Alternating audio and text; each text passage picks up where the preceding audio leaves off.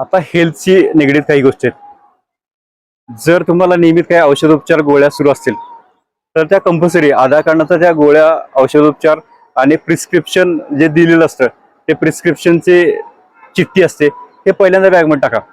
कारण आपण जेव्हा प्रवास करतो तेव्हा गोळ्या औषध जर नाही आणल्या तर आपल्याबरोबर आपल्या ग्रुपमध्ये असणाऱ्या इतर लोकांना सुद्धा त्रास होतो. तुम्हाला एक आहे यात्रेमधला एक माणूस आजारी पडला तर पूर्ण ग्रुप आजारी पडल्यासारखं होतं. त्यामुळे आपल्यामुळे दुसऱ्याला त्रास होऊ नये यासाठी आपल्या ज्या नित्यनेमीच्या जर गोळ्या सुरू असतील, दैवयोगानं जर तुमच्या ह्याच्या बाबतीमध्ये आरोग्या बाबतीत फिट असाल, काहीच गरज नसेल तर खूप चांगलं आहे. पण ज्यांना नियमित गोळ्या औषध उपचार सुरू आहेत त्याने हे सोबत पहिल्यांदा म्हणजे आधार कार्डाचा पहिली गोष्ट आहे हे सोबत ठेव. त्याच्यानंतर जरी आपण आजारी गोळ्या औषध लागत नसेल, आपण फिट असलो तरी सुद्धा आपण वेगळ्या वातावरणामध्ये येतो. वेगळं जर तुम्ही कंटिन्यू वेगळ्या हॉटेलमध्ये जेवणार असाल, जर तुम्ही टूर सोबत येत नसाल, टूर सोबत येत असाल तर ते रोज एकाच क्वालिटीचं जेवण देतात कारण त्यांच्यासमोर कॅटरर्स आचारी सोबत असतात. जर तुम्ही दररोज वेगवेगळ्या ठिकाणी जेवणार असाल, तुमच्यासोबत कॅटरर्स नसतील तर जेवण बदलल्यामुळे माणसाची तब्येत बिघडू शकते, काही गोष्टी बिघडू शकतात.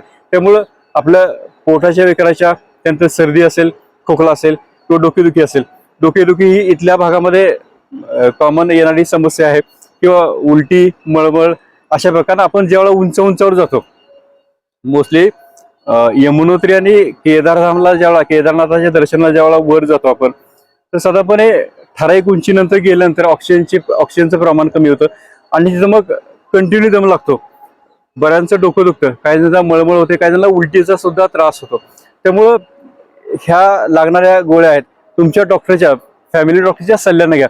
आपण काय करतो टूर ऑपरेटर जे कॉमन गोळ्या आणलेल्या असतात किंवा आपण इथं विकत घेतो, पण ते गोळी बऱ्याच लोकांचं असं असतं की ॲलर्जी होते, ती गोळी आपल्या शरीराला मॅच होते का नाही हे फक्त आणि फक्त तुमचे फॅमिली डॉक्टर सांगू शकतो. त्यामुळे अशा मिनिमम प्रथमोपचारासाठी लागणाऱ्या ज्या गोळ्या आहेत त्या आपल्याला सोबत ठेवाव्या लागतील. आणखी एक सगळ्यात महत्त्वाचं, जेव्हा आपण ट्रेकिंग करतो तेव्हा थंडी खूप असते आणि मसल स्टिफ होतात किंवा पायामध्ये गोळे येणं किंवा पाय पूर्ण जाम होणे, चालता उतरता पायाची हालचाल मर्यादित होते किंवा हाताची हालचाल मर्यादित होते. अशा वेळेला मसल रिलॅक्संट किंवा पेन रिलीफ बाम तुम्हाला सोबत ठेवाल किंवा पेन रिलीफसाठी जे क्रीम मिळतात, तेल मिळतात किंवा ज्या काही गोष्टी मिळतात ह्या कंपल्सरी तुम्ही सोबत ठेवा. कारण मी म्हणणाऱ्या सुद्धा पायामध्ये क्रॅम्प येतात आणि पायामध्ये गोळे येतात किंवा चालताना पाय म्हणजे स्नायू आखडलेले असतात आणि आपण चढू आणि उतरू शकत नाही. त्यामुळे ह्या गोष्टी सुद्धा आपल्याला सोबत ठेवाव्या लागेल. आणखी काही ट्रेकिंग करताना अगदी फुल कॉन्फिडन्स असेल तर तुम्ही काठी घेऊ नका, पण बऱ्याच ठिकाणी म्हणजे यमुनोत्री आणि केदारधामला भाड्याने किंवा विकत काठी मिळतात, ही काठी कंपल्सरी घ्या. काठी खूप मोठा आधार, जसं म्हातारपणामध्ये म्हातारपणाला साठीनंतर काठी गरजेची असते किंवा सपोर्ट देते, तसंही काठी जरी चढताना उपयोग नाही पडली तर उतरताना मात्र हमखास गरजेची पडते. आणि ह्या उतरताना आपल्याला ही जी समस्या आहे पायामध्ये क्रॅम्प येणं किंवा पाय स्नायू आकडणं किंवा इतर काही गोष्टी आहेत ह्या चढण्यापेक्षा उतरताना जास्त येतात. त्यामुळे काठी ही तुम्ही सोबत ठेवणं गरजेचं आहे. त्याच्यानंतर ही एक कंपल्सरी ज्या यात्रेकरूंना हिंदी किंवा इंग्लिश बोलता येत नाही अशा यात्रेकरूंनी गळ्यामध्ये कंपल्सरी आधार कार्ड ठेवावं.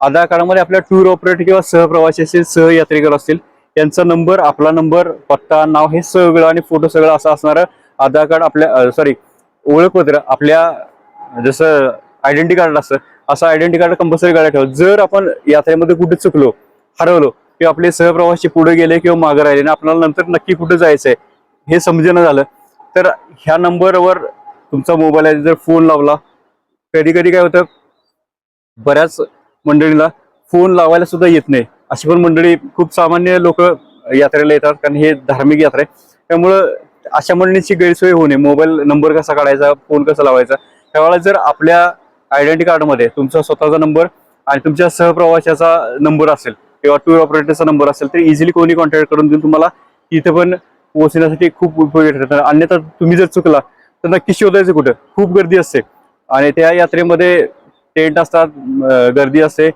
भाषेचा प्रॉब्लेम असतो, थंडी असते, मध्ये येणारा पाऊस असतो.